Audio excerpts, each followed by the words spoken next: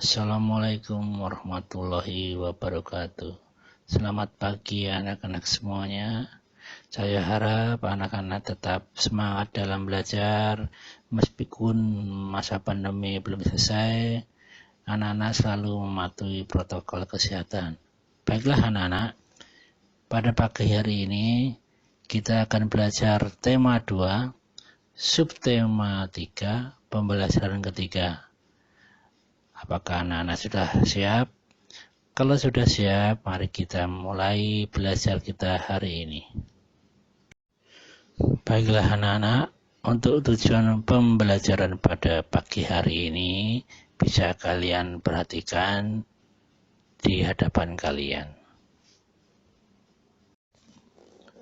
Perhatikan gambar yang ada di hadapan kalian.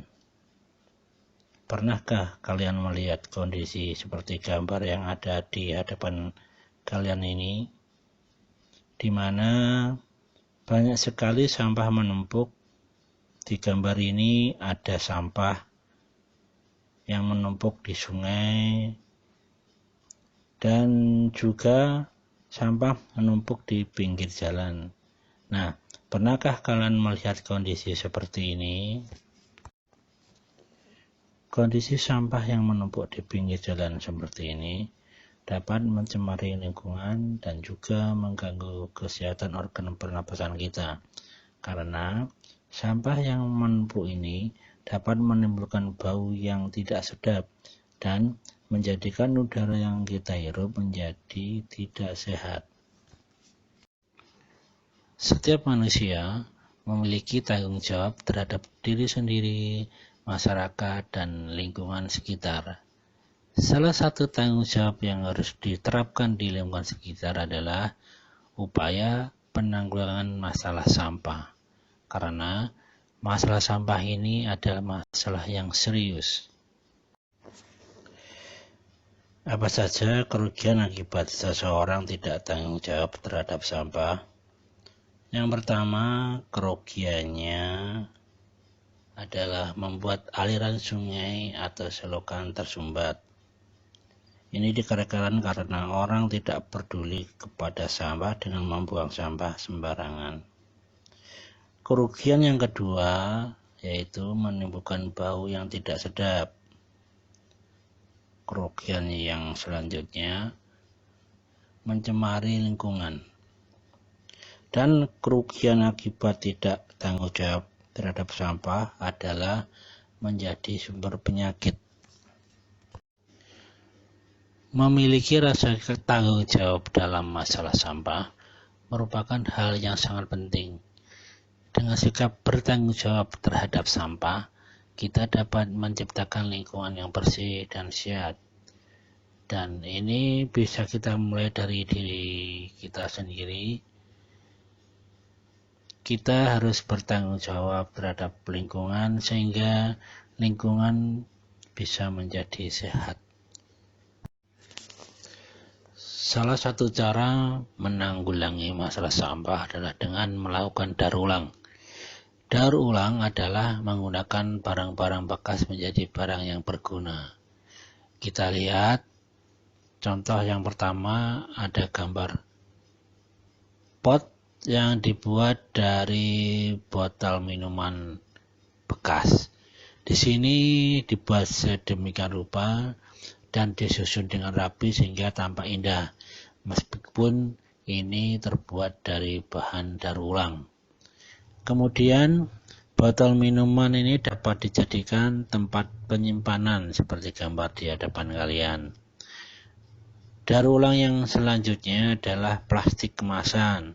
Bisa dari bungkus minuman, makanan, sabun, dan sebagainya. Ini disusun sedemikian rupa bisa menjadi tas dan barang-barang yang bisa dipakai kembali.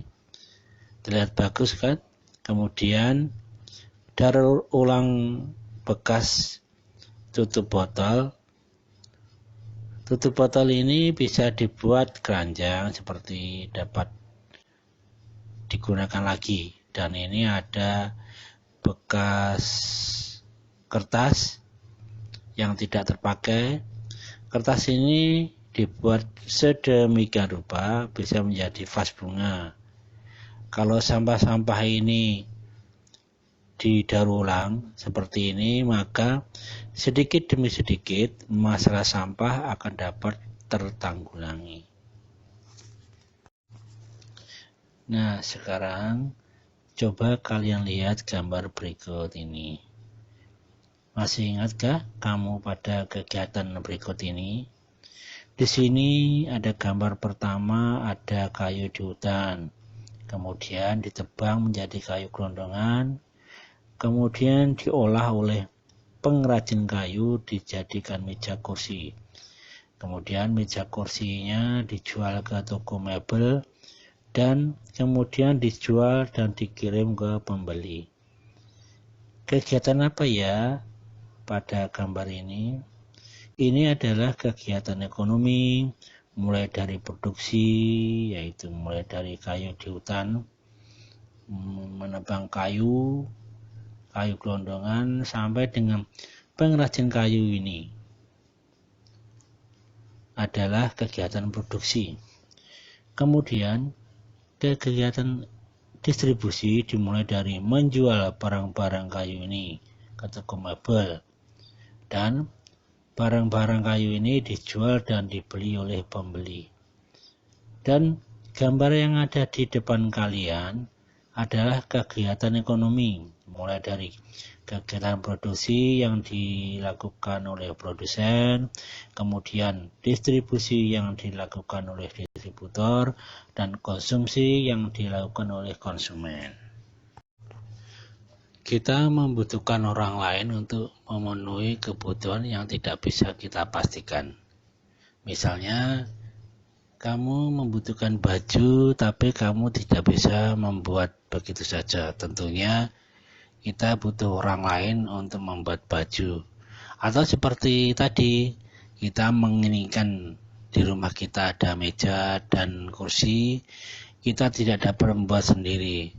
Kita tetap membutuhkan orang lain untuk memenuhi kebutuhan kursi tersebut.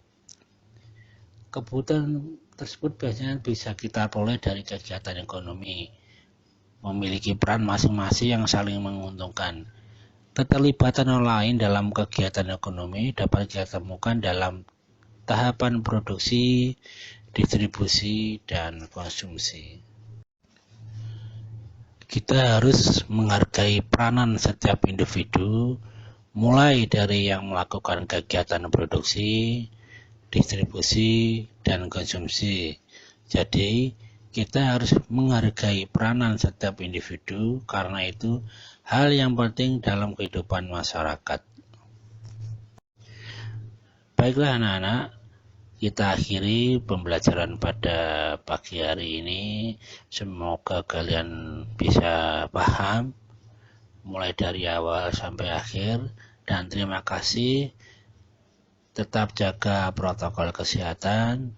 Sampai jumpa lagi. Wassalamualaikum warahmatullahi wabarakatuh.